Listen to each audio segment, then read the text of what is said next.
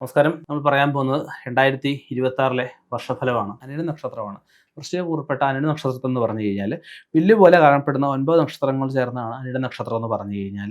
മിത്രനാണ് ദേവത. ഇതിൻ്റെ ചിഹ്നം അലങ്കൃത കവാടമാണ്.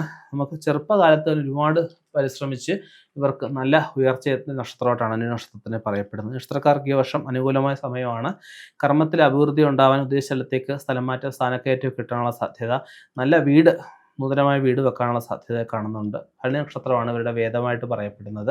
മകയിരമര, തിരുവാതിര, പുണർതമുക്കാൽ ഈ ദിവസങ്ങൾ വരുന്ന ഒരു മംഗളകാര്യങ്ങളും ചെയ്യാൻ പാടില്ല എന്നൊരവസ്ഥ പറയപ്പെടുന്നുണ്ട്. ഇവർക്ക് മേടം, കന്നി, മകരം മാസങ്ങൾ ഗുണകരമായിട്ടാണ് പറയപ്പെടുന്നത്. പരമശിവനെ ഭജിക്കുന്നത്, ജലധാര, പിൻവിളക്ക് വഴിപാട് ചെയ്യുന്നത് ഈ വർഷം ഗുണകരമായിട്ട് വരാൻ സഹായിക്കും. എല്ലാ കാര്യങ്ങളിലും അഭിവൃദ്ധി ഉണ്ടാകുന്ന ഒരു സമയമായിട്ട് പറയപ്പെടുന്നുണ്ട്. കൃഷി സംബന്ധമായിട്ട് അഭിവൃദ്ധിയൊക്കെ ഉണ്ടാകുമെങ്കിലും പുതിയ ഉപകരണങ്ങൾക്കായിട്ട് ലോൺ എടുക്കാനുള്ള സാഹചര്യം കാണുന്നുണ്ട്.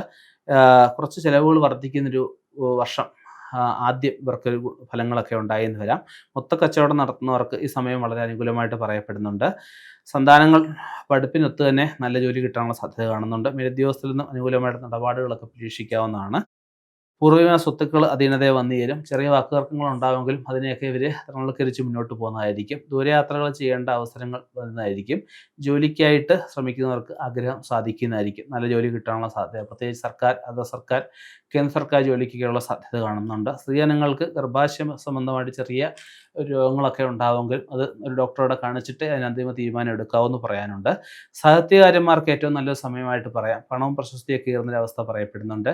രാഷ്ട്രീയക്കാർക്ക് അനുകൂലമായിട്ടുള്ള ഒരു സാഹചര്യങ്ങളൊക്കെ വന്നു ചേരുന്നതായിരിക്കും. സ്ഥിര നിക്ഷേപങ്ങൾ എന്തെങ്കിലും തുടങ്ങുന്നതായിരിക്കും. പല കാര്യങ്ങളിലും ധീരമായിട്ടുള്ള തീരുമാനങ്ങൾ എടുക്കേണ്ട അവസ്ഥയെ കാണുന്നുണ്ട്.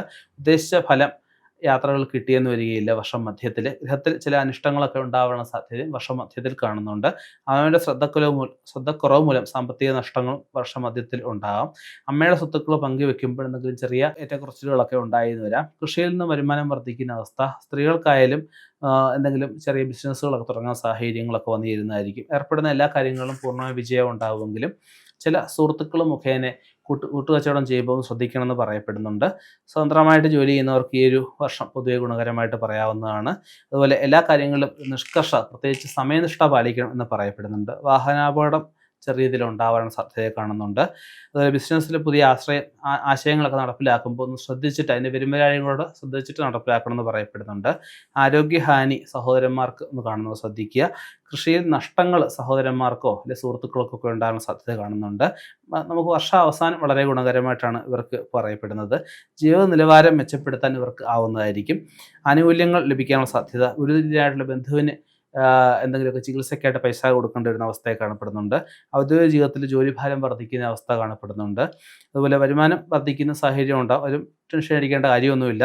ആരോഗ്യ തൃപ്തികരമായിട്ട് വരുന്ന അവസ്ഥ പറയപ്പെടുന്നുണ്ട്. വാഹനം മാറ്റി പുതിയ വാഹനം വാങ്ങിക്കാനുള്ള യോഗം ഇവർക്കുണ്ടാകുന്നതായിരിക്കും. കുടുംബസമേതം പുണ്യയാത്രകൾ, തീർത്ഥയാത്രകളൊക്കെ നടത്താനുള്ള സാഹചര്യം വന്നു ചേരുന്നതായിരിക്കും. പ്രേമകാര്യങ്ങൾ വിജയം ഉണ്ടാകും. വിവാഹത്തിൽ കലാശിക്കാനുള്ള സാധ്യതയുണ്ട്. നികുതി സംബന്ധമായ ചെറിയ കേസുകളൊക്കെ ഉണ്ടാകാനുള്ള സാധ്യതയുണ്ട്. അതൊക്കെ ഒന്ന് ശ്രദ്ധിക്കുക.